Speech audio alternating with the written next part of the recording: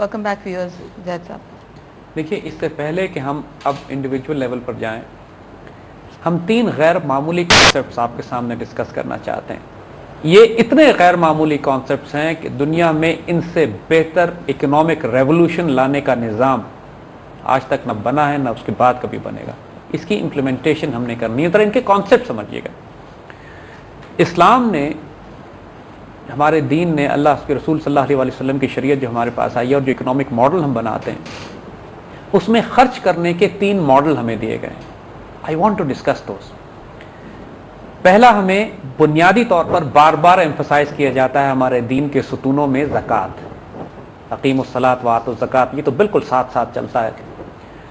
اور زکوٰۃ جو ہماری سیونگز پر 2.5% سال میں ٹیکس ہے، سیونگز ٹیکس ہے. جو دوسرا کانسیپٹ قرآن بلڈ کرتا ہے اللہ کی راہ میں خرچ کرنے کے لیے، وہ انفاق کا ہے. انفقوا مما رزقناکم، جو کچھ ہم نے تمہیں دیا ہے اس میں سے خرچ کرو. اس میں کوئی پرسنٹیج نہیں ہے، یہ زکوٰۃ کے علاوہ ہے.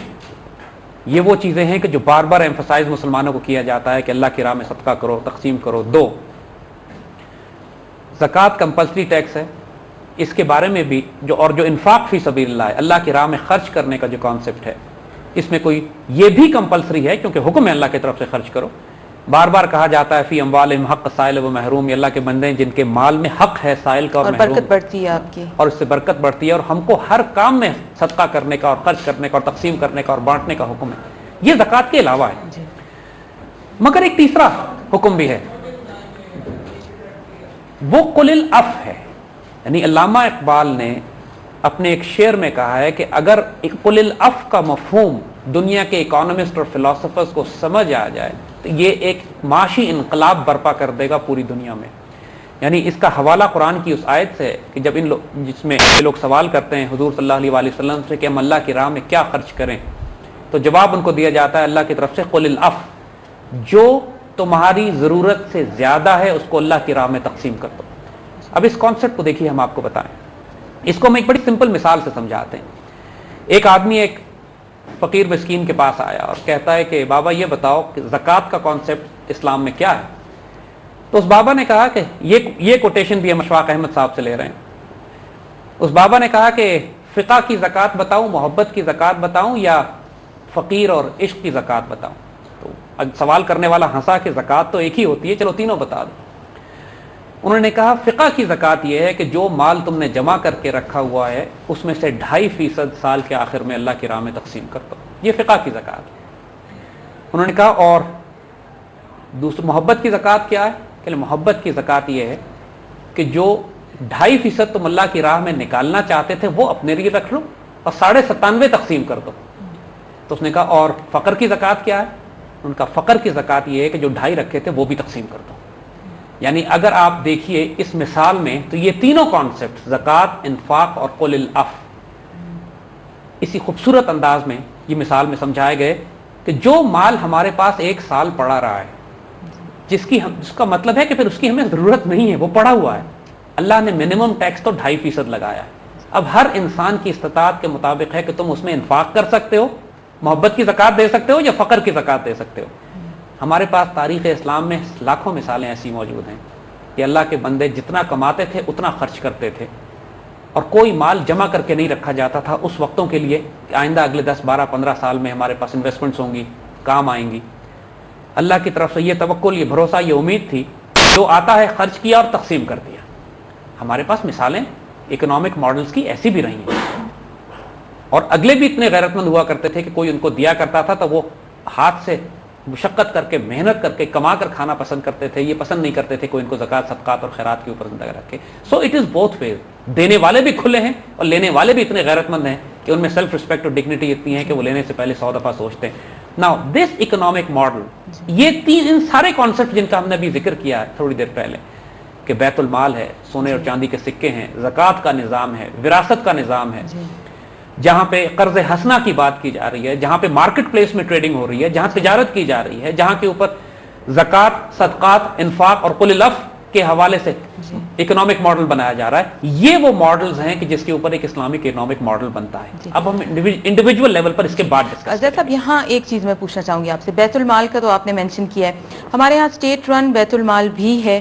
اب کچھ لوگ محسوس کرتے ہیں کہ ہم ٹیکسز دیتے ہیں گورنمنٹ کو اور ان ٹیکسز میں سے کچھ پرسنٹیج بیت المال کو بھی جاتی ہے, لہٰذا ان کو ویسے ایکسٹرا زکوٰۃ نہیں شاید ان پہ لاگو نہیں ہوتی. تو یہ بات درست ہے یا غلط؟ دیکھیے, زکوٰۃ کا انکم ٹیکس سے کوئی واسطہ اور تعلق نہیں ہے, نہ یہ ایک دوسرے کو کمپنسیٹ کرتے ہیں. یہ نہیں ہے کہ حکومت نے ہم سے زبردستی ٹیکس لے لیا تو ہم زکوٰۃ نہ دیں, یا اور جو حکومت نے بیت المال بنائے ہیں وہ بیت المال کے ساتھ مذاق ہے, بیت المال نہیں ہے.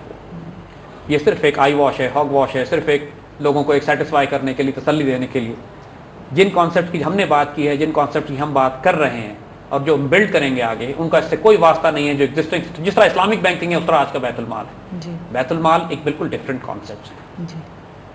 اب ہم انڈیویجول لیول پر آنا چاہیں گے کہ ایک فرد آج کے دور میں, آج کے معاشرے میں کیا کرے. دیکھیے, اگر آپ قرآن پاک کی مکی دور کی صورتیں اٹھائیے, یعنی مکی دور وہ پیریڈ ہے کہ جب اسلام آغاز ہو رہا ہے اور اللہ تعالیٰ انسان کے اندر وہ مورل فائبر, وہ اخلاقیات, وہ کردار بلڈ کرنا چاہ رہے ہیں کہ جس کی بنیاد پر وہ آگے اسلامک تہذیبیں اور امپائرز نے بلڈ ہونا ہے, بننا ہے. اس کی بنیاد کن صورتوں پہ رکھی جاتی ہے؟ توحید ہے, رسالت ہے, آخرت ہے. لیکن ایمفسس کس بات پہ ہے؟ اگین, دنیا میں دل نہ لگاؤ. الہاکم التکاثر حتی زرتم المقابر. غفلت میں رکھا تم لوگوں کو حتیٰ کہ تم لوگوں نے, کثرت کی ہوس میں حتیٰ کہ تم لوگ قبروں میں جا پہنچ گئے. یعنی انسان کے اندر جو فطرت ہے, ہوس ہے, ڈیزائرز ہیں, اور دولت, مال, روپیہ, پیسہ اکٹھا کر لے, جائیدادیں اکٹھی کر لے, گاڑیاں اکٹھی کر لے, نئے جوتے, نئے کپڑے, نئے گھر, نئی گاڑیاں, ایک مسلسل, اس کو منع کیا. دیکھو, یہ تمہیں غفلت میں رکھے گی, کثرت کی ہوس, حتیٰ کہ تم قبروں میں پہنچ جاؤ.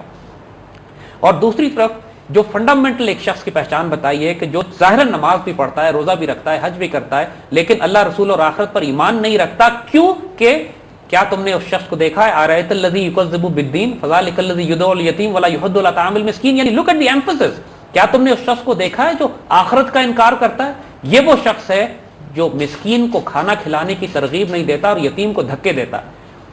یعنی اور آگے اس کو کہا گیا ہے کہ فویل للمصلین الذین هم عن صلاتهم ساہون الذین هم یراؤون. یعنی ایسے نماز پڑھنے والوں کے لیے تباہی اور بربادی ہے کہ نماز تو پڑھتے ہیں لیکن صرف ریاکاری ہے, ان کی نماز صرف فراڈ ہے, ان کی صرف دکھانے کا ایک تماشا ہے. کیونکہ اگر وہ یتیم کو دھکے دے رہے ہیں اور مسکین کو کھانا نہیں کھلا رہے ہیں, اپنا مال تقسیم نہیں کر رہے ہیں اللہ کے ان کمزور ترین طبقوں میں جس کا کوئی سہارا نہیں ہوتا سوائے اس کے کہ اس معاشرے کے یا اسٹیٹ یا حکومت یا معاشرے کے جو امیر لوگ ہیں جن کو اللہ نے دولت اور رزق دیا ہوا ہے, جیسے موسیٰ علیہ السلام نے کہا احسن کما احسن اللہ علیک, اچھائی کرو جیسے اللہ نے تمہارے ساتھ اچھائی کی ہے. جو کانسیپٹ زکوٰۃ کا ہے, انفاق کا ہے, الف کا ہے, جو اس کانسیپٹ کو اپلائی نہیں کرتے, یتیموں کو دھکے دیتے ہیں, مسکین کو کھانا نہیں کھلاتے, چاہے نماز پڑھیں اور کہیں کہ مسلمان ہیں اور آخرت پہ یقین رکھتے ہیں, تو اللہ تعالیٰ نے شدید سختی کی ہے ان کے اوپر کہ منافق الذین هم یراؤون, ریا کرتے ہیں, یہ ان کا کوئی معاملہ نہیں ہے. تو دیکھیے, جب بھی آپ اکنامک ماڈل کو اسلامک بنانے جائیں گے, اس کا ایمفسس تعامل مسکین پر ہوگا, مسکین کو کھانا کھلانے پر ہوگا.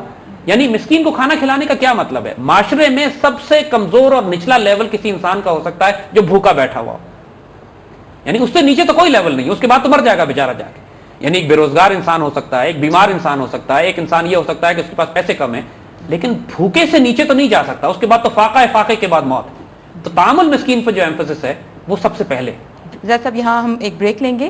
زید صاحب ہمیں سولوشنز انٹروڈیوس کرا رہے ہیں جو ہم انڈیویجول لیول پہ کر سکتے ہیں, جن کے ذریعے ہم ایک اس سسٹم کو ایک رسپانس دے سکتے ہیں.